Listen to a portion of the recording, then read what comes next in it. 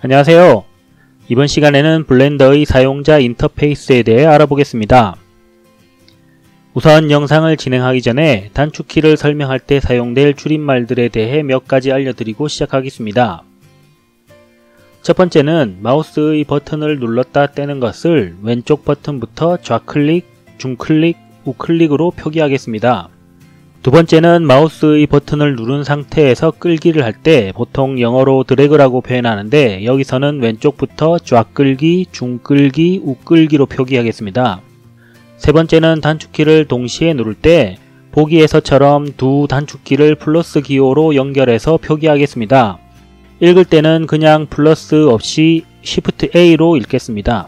네 번째는 단축키를 순서대로 눌러야 할 경우 보기처럼 두 단축키 사이에 쉼표로 표기하겠습니다. 다섯 번째는 단축키를 빠르게 두 번 눌러야 할 경우인데 마우스 더블 클릭 같은 개념입니다. 보기에서처럼 단축키를 붙여서 두 번 표기하겠습니다. 읽을 때는 더블 A라고 읽겠습니다. 다음은 매뉴얼을 잠시 살펴보겠습니다. 도움말 메뉴에서 매뉴얼을 선택하면 인터넷 브라우저가 열리고 도움말 사이트가 연결됩니다. 매뉴얼이 열리면 왼쪽 아래에서 영어를 한글로 바꿀 수 있습니다. 매뉴얼의 한글화는 아직 일부만 이루어진 상태입니다. 하지만 동영상 강좌와 함께 보시면 도움이 되실 겁니다. 블렌더의 프로그램 윈도우는 여러 개의 사각 영역으로 나뉩니다. 이 영역들 중 상단의 탑바와 하단의 상태 표시줄을 제외한 나머지 편집기 영역은 크기의 조절과 배치를 다르게 할 수 있습니다. 마우스 포인터를 영역과 영역의 경계지역으로 옮기면 마우스 포인터의 모양이 바뀌는데 이때 좌끌기 하면 영역의 크기를 조절할 수 있습니다. 좌끌기 대신 우클릭을 하면 영역 옵션 메뉴가 뜨는데 여기에는 분할 영역과 영역을 합치기 두 가지의 항목이 있습니다. 이 중에 분할 영역을 선택하면 마우스 포인터를 지나는 가는 실선이 표시되고 실선을 참조해 적당한 위치에서 좌클릭하면 실선의 위치를 기준으로 영역이 2등분됩니다. 분할 영역 대신 영역을 합치기 항목을 선택하면 마우스 위치에 따라 화살표가 표시되고 좌클릭하면 두 영역이 화살표가 표시된 방향으로 합쳐집니다. 이때 화살표가 표시된 영역의 편집기는 사라지고 나머지 영역의 편집기가 합쳐진 영역에 표시됩니다. 다른 방법으로도 영역을 분할하거나 합칠 수 있는데 영역의 네 기퉁이로 마우스 포인터를 이동시키면 마우스 포인터의 모양이 십자 모양으로 바뀝니다. 이때 좌끌기를 하면 영역을 분할하거나 합칠 수 있습니다. 주의해야 할 점은 마우스를 끌기 시작한 위치와 끄는 방향인데 시작한 영역의 안쪽으로 끌면 영역이 분할되고 끌기 시작한 영역의 밖으로 끌면 영역이 합쳐집니다. 몇 번 정도 해보시면 금방 이해하실 겁니다. 영역은 또 몇 개의 부분으로 나뉩니다. 기본적인 작업 공간인 주요 부분과 상단 또는 하단에 있는 헤더, 영역의 왼쪽에 있는 툴바, 오른쪽에는 사이드바가 있습니다. 그리고 어떤 작업을 하면 작업의 설정을 바꿀 수 있는 오퍼레이터 패널이 열립니다. 툴바는 단축키 T를 이용해서 숨기거나 보이게 할 수 있습니다.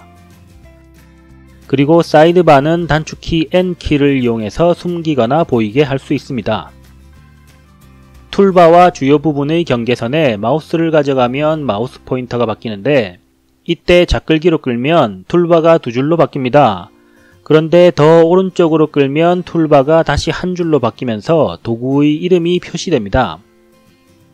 툴바가 한 줄일 때 왼쪽 끝까지 끌면 툴바가 사라집니다. 대신 작은 크기의 보이기 버튼이 나타나는데 이걸 누르면 툴바가 다시 나타납니다. 사이드바도 마찬가지 방법으로 크기 조절 및 숨기기 또는 보이기가 가능합니다.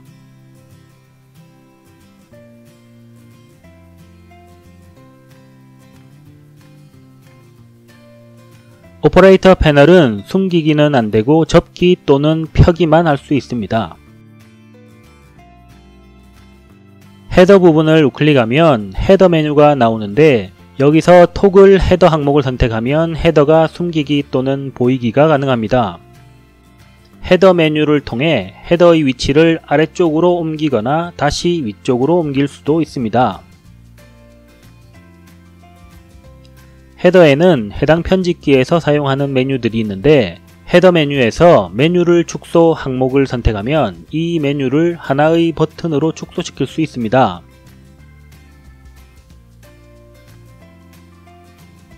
헤더 메뉴의 마지막 항목인 최대화 영역을 선택하면 이 헤더가 포함된 영역이 편집기 영역 전체로 최대화가 됩니다.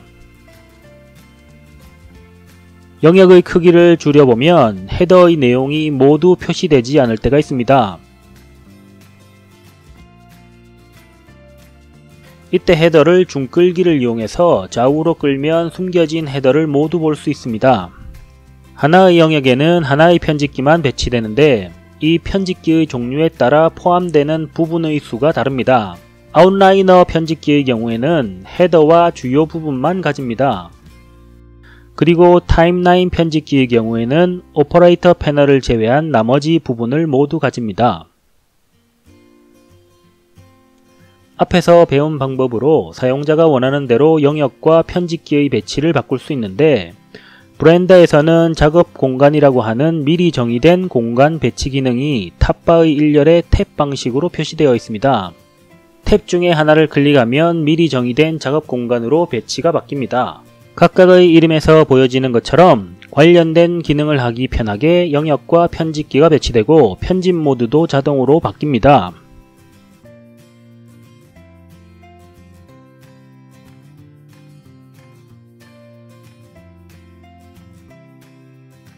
사용자 정의 작업 공간을 만들고 싶다면 오른쪽에 있는 플러스 버튼을 누른 상태에서 미리 정의된 작업 공간을 선택하거나 가장 아래의 Duplicate Current 항목을 선택해서 현재의 작업 공간을 먼저 복제합니다. 플러스 버튼을 그냥 클릭하면 자동으로 Duplicate Current가 선택됩니다. 복제된 작업 공간은 원본 작업 공간 옆에 탭으로 표시되는데 탭을 더블 클릭해서 이름을 바꿀 수 있습니다. 새 작업 공간이 선택된 상태에서 원하는 대로 영역과 편집기의 배치를 바꾸면 됩니다. 작업 공간을 삭제하고 싶다면 탭을 우클릭하고 삭제를 선택하면 해당 작업 공간이 삭제됩니다.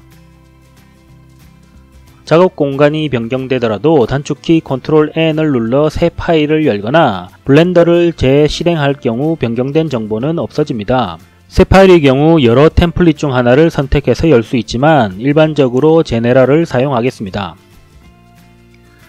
작업 공간을 변경한 뒤에 파일을 저장하면 해당 파일을 열 때 변경된 작업 공간이 그대로 유지됩니다. 하지만 변경된 작업 공간이 새 파일을 열 때도 항상 적용되게 하고 싶을 때가 있습니다.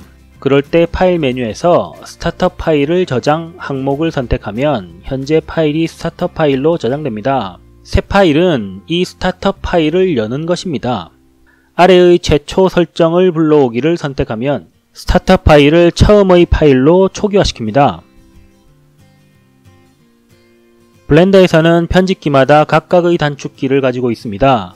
그렇다면 지금처럼 여러 개의 편집기가 열려 있을 때 단축키를 누르면 어떤 편집기의 단축키를 누른 것인지 구분이 필요합니다. 블렌더는 이것의 구분을 마우스 포인터의 위치로 결정합니다. 현재 마우스 포인터가 3D 뷰 위에 있기 때문에 단축키를 누르면 3D 뷰의 단축키가 작동합니다. 마우스 포인터를 아웃라이너 위로 옮기면 지금부터는 단축키를 누르면 아웃라이너의 단축키가 실행됩니다. 일부 단축키는 프로그램 전체에서 작동하는 단축키도 있지만 일반적으로는 마우스 포인터가 위치한 편집기의 단축키가 작동한다는 것을 기억하십시오. 속성 편집기는 표시해야 할 정보가 많아서 왼쪽에 있는 탭으로 데이터를 조직화합니다. 그리고 탭 안에는 접었다 폈다 할 수 있는 패널로 다시 데이터를 조직화합니다. 아이콘 또는 글자로 표시된 탭을 좌클릭하면 탭을 전환할 수 있습니다. 또 다른 방법은 마우스 포인터가 속성 편집기 위에 있는 상태에서 컨트롤 키를 누른 채로 마우스 휠을 앞뒤로 굴리면 됩니다. 또는 단축키 컨트롤 탭을 누르면 다음 탭으로 전환되고 Shift 컨트롤 탭을 누르면 이전 탭으로 전환합니다.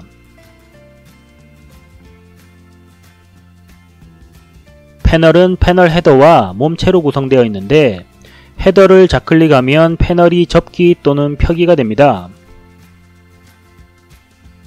그리고 여러 개의 패널이 펼쳐져 있을 때 하나의 패널 헤더를 컨트롤 좌클릭하면 모든 패널이 접히고 해당 패널만 펼쳐집니다.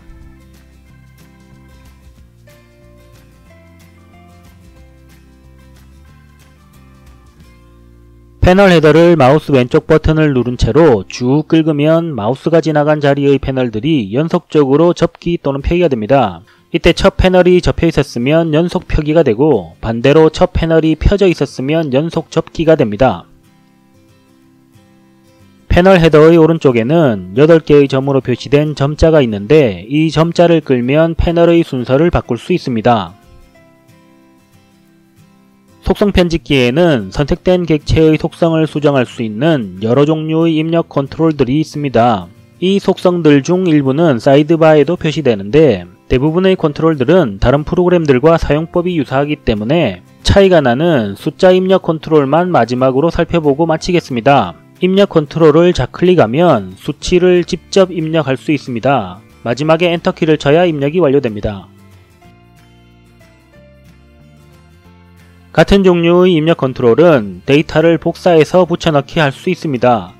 마우스 포인터를 입력 컨트롤 위에 두고 단축키 컨트롤 C를 누르면 데이터가 복사되고 붙여넣을 입력 컨트롤 위에서 컨트롤 V를 누르면 데이터가 붙여넣기 됩니다.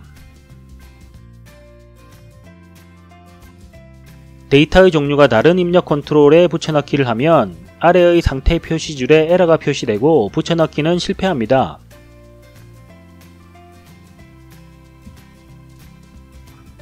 수치 입력 컨트롤 위에 마우스 포인터를 두면 포인터의 모양이 바뀌고 컨트롤 좌우에 꺽쇠가 표시됩니다.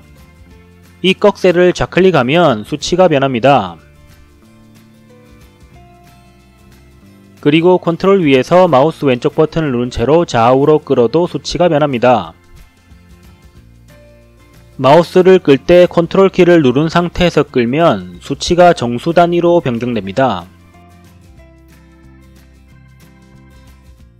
그냥 마우스를 끌 때는 소수점 두 자리의 정확도로 수치가 변하는데 Shift 키를 누른 상태에서 끌면 정확도가 소수점 세 자리로 바뀌고 더 조금씩 수치가 변합니다.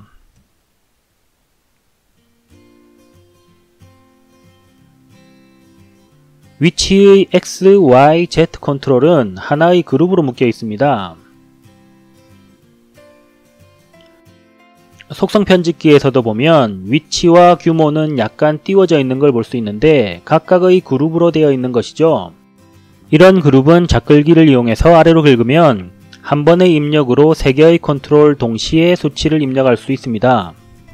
2개의 컨트롤만 긁어서 수치를 변경할 수도 있습니다. 수치를 입력할 때는 숫자를 직접 입력할 수도 있지만 사칙 연산을 사용해서 입력할 수도 있습니다.